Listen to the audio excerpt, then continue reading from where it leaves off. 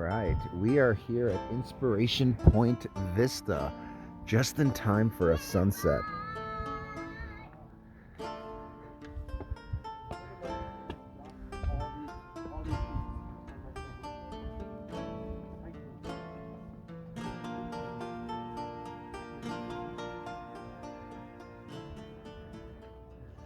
Wow, this is amazing.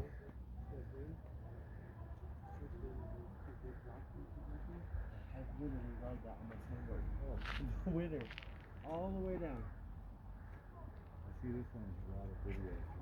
Exactly. Yeah. I told you. I think I told you earlier. That's It the is number one most photographed.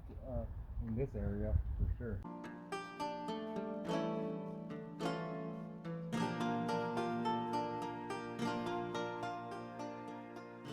This place is exceptional. Exceptional. Everything happened today for a reason, just to be here at this moment in time.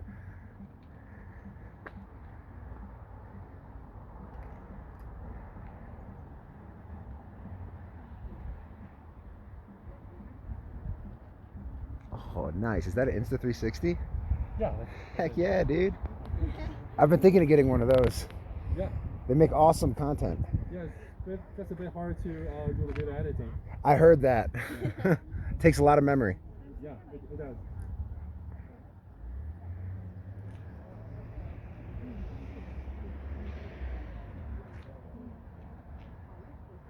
So it is absolutely beautiful. I can't believe we're here right now. I hope you feel the vibes.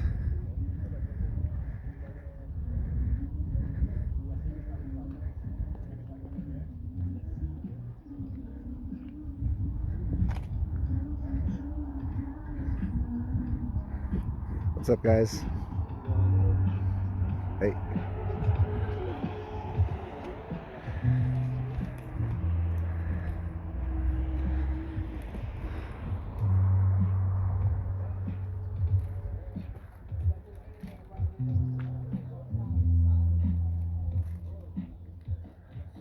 This is Inspiration Point. I gotta say, you guys are probably the coolest part of this video. I'm just doing like a quick tour of what this is for tourists online, but I did not expect this. This is cool.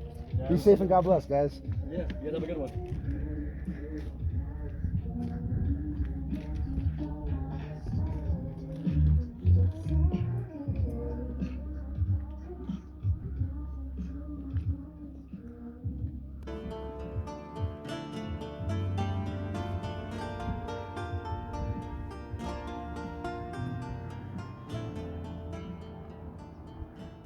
Just the people, the places and spaces. That's what really make these videos good.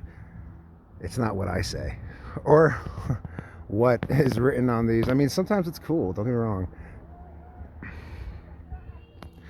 Look at that sailboat coming in.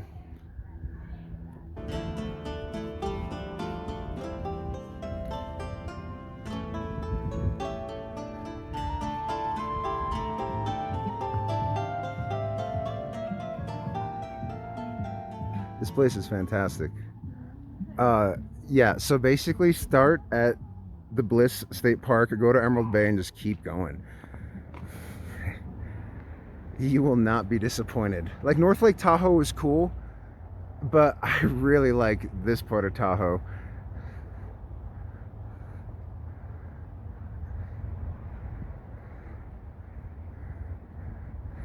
Oh my gosh. And it says so much that this is where the photographers are at. In beautiful, beautiful Emerald Bay.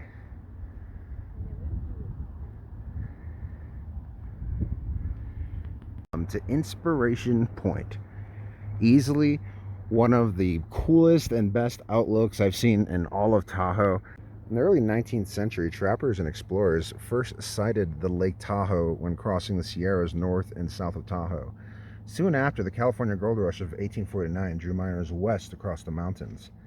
10 years later, the discovery of silver in Nevada drew these miners east, back across the Sierras. In the 1880s, brought wealthy vacationers to Lake Tahoe from San Francisco, Sacramento, and Virginia City. Emerald Bay became a favorite stopover point for many who traveled about the lake by steamer boats. A rustic resort called Kirby's Camp soon appeared with a hotel, guest cottage, and a campground on the bay. Enjoy the view from Inspiration Point. From this facility, you can observe Emerald Bay and the rich and colorful past, presidents and visitors. I mean, every president should visit here. Tahoe's steamer age. With only a few rough roads connecting the remote settlements on the lake, boats provided the best means of transportation. It wasn't long before large commercial steamboats took to the waters with fanciful names like Iron Duke, Minnie Moody, and Meteor. These wood-burning steamboats towed lumber to sawmills and ferried passengers to the mail and a growing number of lakeside resorts. One steamer, the Tahoe, became famous for its moonlight excursions, where the rich and famous danced until dawn. Known as the Queen of the Lake, the slim and graceful steamer was launched in 1896, able to carry 200 passengers. The Tahoe sported a private dining room and elegant furnishings of mahogany brass. 10,000 years ago, huge glaciers shaped the landscape around Emerald Bay. As the glaciers slid down the mountains, boulders, rocks, and soil accumulated in the front and on the sides of the glaciers. After the glaciers retreated, rocks and soil were left behind. These resulting rock deposits are known as moraines. Emerald Bay is 3 miles long and 1 mile wide. In the 1860s, bald eagles soaring above the water inspired the bay's first name, Eagle Bay. Now the gem-like green-blue water gives the inlet its current name, Emerald Bay. It's one of the most photographed vistas here in Lake Tahoe.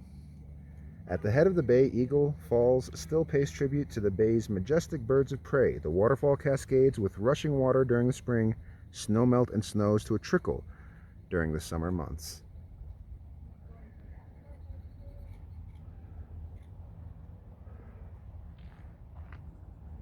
Tahoe by car.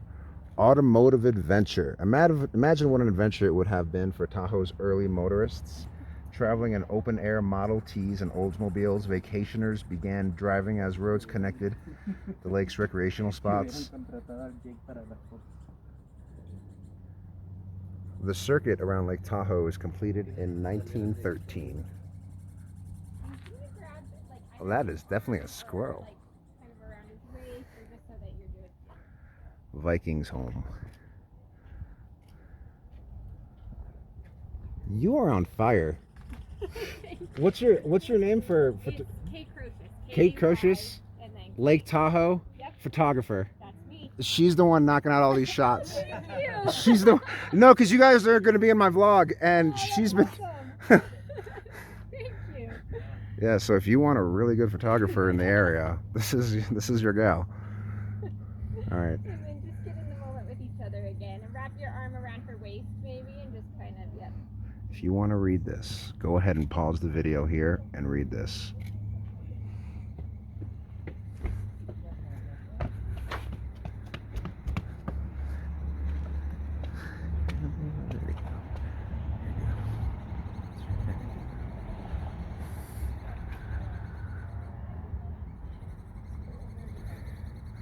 Fannet Island, that little island in the middle of Emerald Bay. That's Fannet. Look out for the middle of Emerald Bay to see Fannet Island, Tahoe's only island.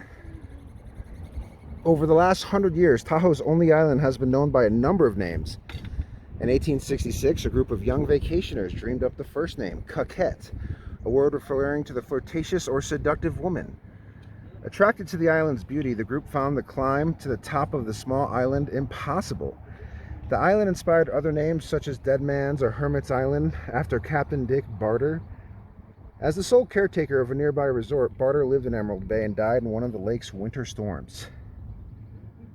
Also called Baranoff Island and Emerald Isle, the island's current name, Fannet, is thought to be a misinterpretation of the island's original name, Coquette.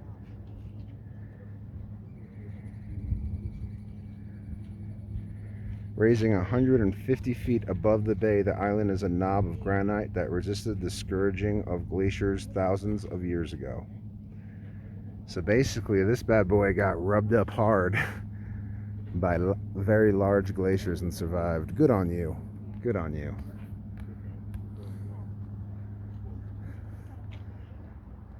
She's going around the other way. I said, she's coming back. All right, the Hermit of Emerald Bay. an eccentric caretaker. Captain Richard Dick Barter found his way to Lake Tahoe in the 1860s. Barter spent the long winters in Emerald Bay as the sole caretaker of a summer villa owned by Ben Holliday Jr. Originally an English sailor, Barter was known to row all the way to Tahoe City to visit the saloons. One such trip in 1870 nearly killed him. While rowing home, his small dinghy capsized in a sudden winter storm. The 65-year-old sailor tied himself to the dinghy and rowed out the storm. Afterwards, Barter is said to have amputated 2 of his frostbitten toes with his carving knife and saved the toes to show visitors. Captain Barter looks out to Fannet Island. There he is, forever immortalized Captain Barter. We have taken you from this to BAM Media. An island tomb. The near-death experience prompted Barter to select Fannet Island as his final resting place. He excavated a tomb on the island's summit and erected a small chapel over it. Despite his preparations, Barter never made it to the tomb. While rowing home one night in 1873, his dinghy was caught in a wild storm. This time, his dinghy flipped and his body was never recovered. Rest in peace to the Hermit of Emerald Bay.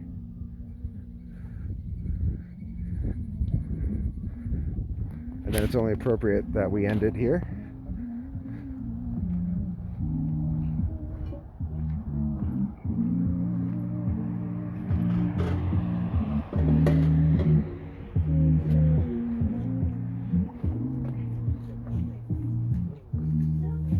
And then this is the last plaque that you will have to see. Dorowaga, Lake Tahoe. Go ahead and read that.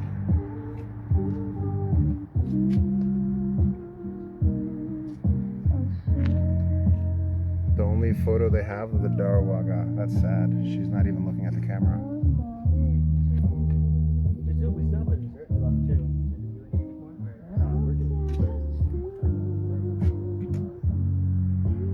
Hope you guys have enjoyed this tour. This is one of the best overlooks here in Emerald Bay. Hope you've enjoyed it. Have a wonderful day. Be safe. Until next time. Also, be sure to like and subscribe.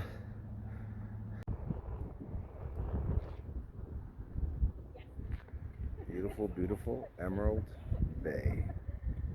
Literally on the spine of a mountain with Lake Tahoe on both sides of me right now. I kid you not. I am driving with Lake Tahoe on both sides of me down the spine of one of Lake Tahoe's. Oh my gosh. This is wicked wild. I am just so simple because this blows me away. Look at that. Look at there. What you know? Wow. I am but a simple man and easily impressed. But now I have traffic behind me, so. Oh, 10 miles per hour, sorry.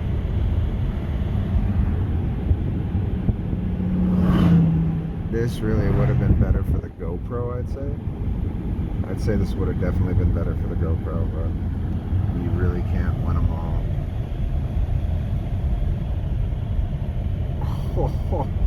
Oh, baby, I'm from Puerto Rico. Not saying that makes me special, but that makes me special when it comes to these mountain roads.